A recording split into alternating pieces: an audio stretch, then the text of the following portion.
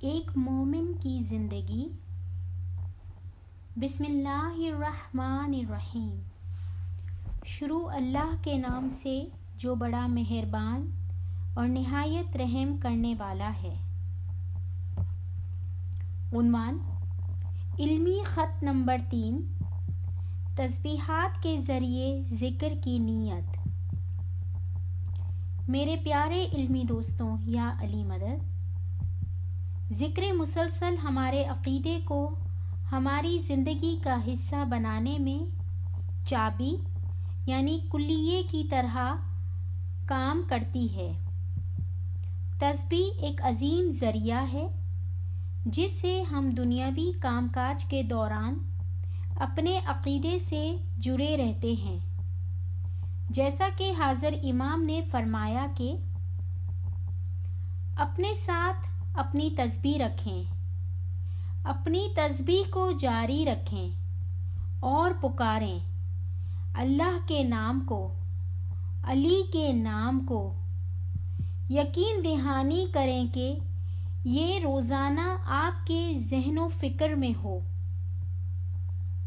آپ کے دل اور روح میں موجود ہو، کیونکہ یہ بھی ایک طرح کی عبادت ہے۔ کچھ عرصہ پہلے چند ہم خیال علمی دوستوں نے مل کر فیصلہ کیا کہ امام کے اس فرمان مبارک کو عملی جامہ پہناتے ہوئے ذکر و تسبیح باقاعدگی سے کرنے کی عادت بنائیں۔ اس لیے ایک نیت باندھی گئی کہ روزانہ ایک خاص تسبیح کو لے کر مخصوص تعداد میں ذکر تسبیح کی مکمل سمجھ کے ساتھ کیا جائے گا۔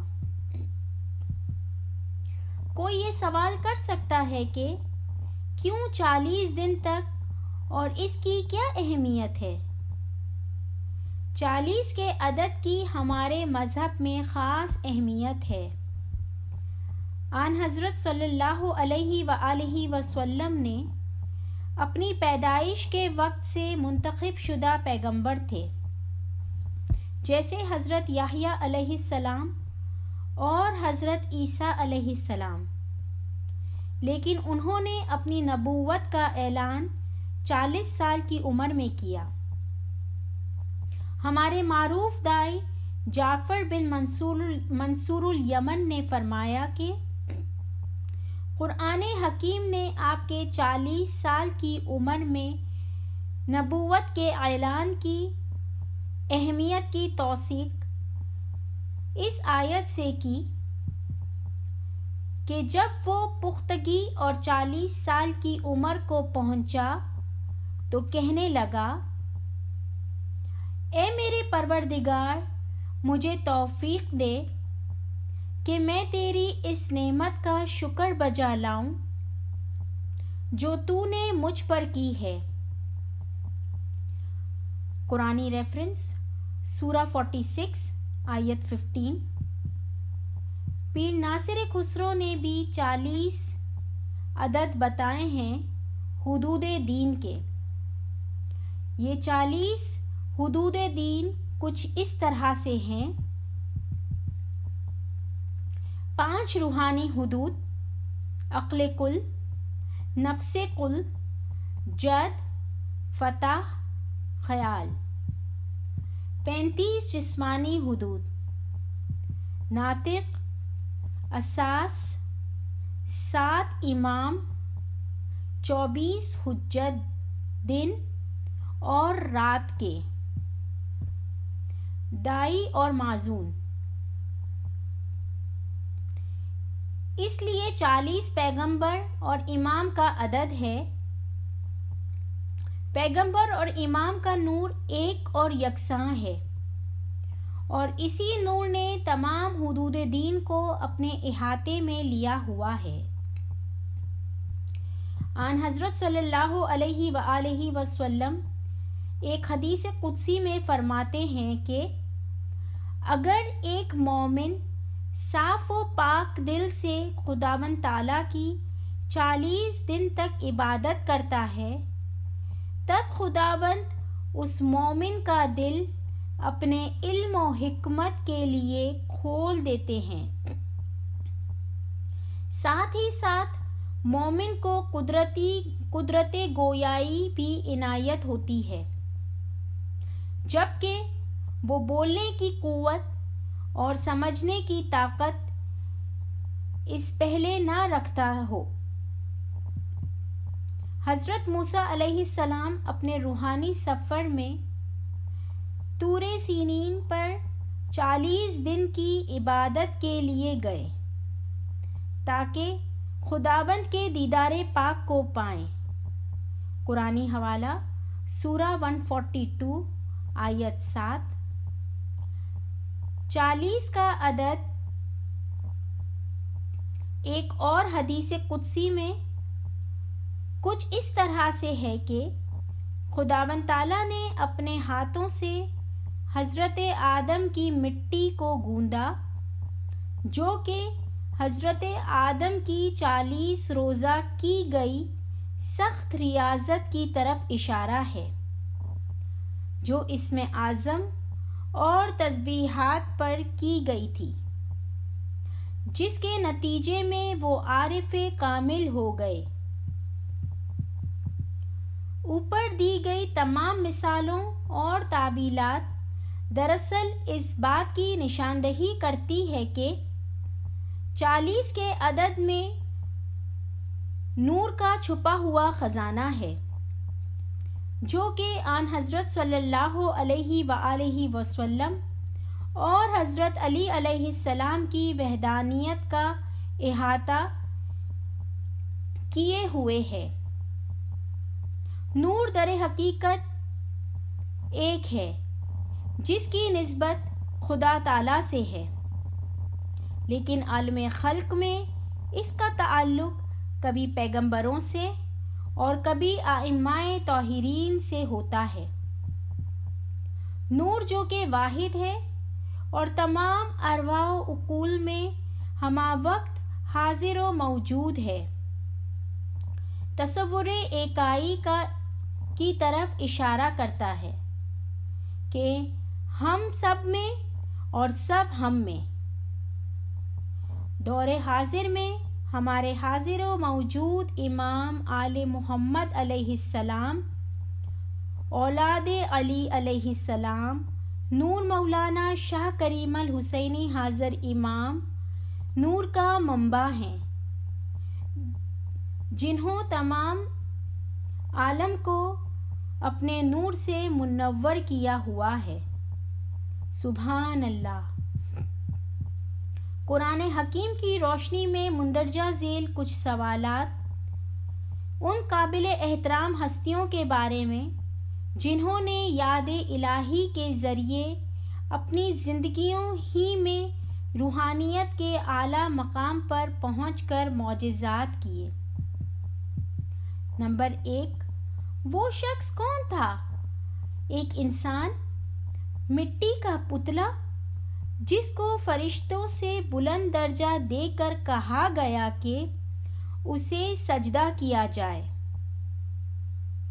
قرآنی ریفرنس سورہ 7 آیت 11، حضرت آدم۔ سوال نمبر 2، کس نے دنیا کی تمام پاکیزہ ارواح، قرآنک ریفرنس سورہ 40 آیت 11، کو کشتی میں بٹھا کر نجات دلائی؟ قرآنک ریفرنس سورہ 11 آیت 38، حضرت نوح۔ سوال نمبر 3، کس کے رہنے کی جگہ کو مقام سجود قرار دیا گیا؟ قرآنک ریفرنس سورہ 2 آیت 125، حضرت ابراہیم۔ سوال نمبر 4، کس نے غلاموں کو فرعون کے ظلم و ستم سے نجات دی؟ قرآنک ریفرنس سورہ 77 آیت 20، اور دریا کے 2 ٹکڑے کر کے انہیں پناہ دی اور آزادی دلائی؟ حضرت موسیٰ۔ سوال نمبر 5، کس نے اندھے کو آنکھیں اور جذام کے مرض کو شفا دی؟ قرآنک ریفرنس سورہ 3 آیت 49 حضرت عیسیٰ۔ سوال نمبر 6، کون سب کے لیے رحمت کا باعث بنا؟ وما ارسلناک الا رحمت للعالمین، یعنی اور ہم نے آپ علیہ السلام کو تمام جہانوں کے لیے رحمت بنا کر بھیجا۔ قرآنک ریفرنس سورہ 21 آیت 107 حضرت محمد صلی اللہ علیہ وآلہ وسلم۔ امام مستنصر باللہ مومن کے اوصاف جماعت کو بتاتے ہوئے تاکید کرتے ہیں کہ اے مومنین، اللہ آپ کو جہالت سے بچائے، کیونکہ کسی کا جاہل ہونا اللہ کے عذاب میں سے ایک ہے۔ جتنا بھی ممکن ہو سکے تم ذکر الہی کو ترک نہ کرو اور اللہ کی یاد کو نہ بھولو۔ جو بھولا وہ نقصان میں رہا، اور جو خدا کے ذکر سے ناآشنا رہا اس کی آمدنی کو اللہ کم کر دے گا اور اسے قیامت کے دن اللہ بھول جائے گا۔ اس لیے تم کبھی بھی جاہل نہ رہنا۔ ذکر خفی، ذکر جلی، علی علی علی علی۔ ذکر دل کے اندر خاموشی سے کرنے کو ذکر خفی اور بآواز بلند کرنے کو ذکر جلی کہتے ہیں۔ ہم دعا کرتے ہیں کہ مولا ہماری دستگیری کرتے ہوئے ذکر کو ہماری عادت اور ہماری روزمرہ کی زندگی کا حصہ بنائیں، آمین۔ ذکر پر لکھے گئے تینوں مقالوں کے آخر میں ہم یہ جان چکے ہیں کہ ذکر مسلسل کے ذریعے ہم امام علیہ السلام کی قربت کو حاصل کر سکتے ہیں۔ ہم اگلے 40 مقالوں کے ذریعے اس سیکھنے کے عمل کو جاری رکھیں گے اور مسلسل ذکر کی نیت پر عمل کرنے کی کوشش کریں گے۔ ہر مقالے میں ایک تسبیح اس کے تفصیلی معنی کے ساتھ دی گئی ہے۔ آئیں ہم تمام نیت کرتے ہیں کہ آنے والے 40 دنوں تک ہم روزانہ ایک تسبیح ایک مخصوص تعداد میں پڑھیں گے۔ یہ تعداد 11، 40، 100، 1000 یا اس سے بھی زیادہ ہو سکتی ہے۔ یہ ہر ایک کی انفرادی خواہش، عشق اور لگن پر انحصار رکھتا ہے۔ یا مولا اس نیت کو بجا لانے میں ہمارا مددگار رہنا، آمین۔ یا علی مدد، دعاؤں کے طلبگار، آپ کے علمی دوست۔ حوالہ جات: نمبر 1، شکاگو الینوائے USA، جمعرات 6 نومبر 1986۔ نمبر 2،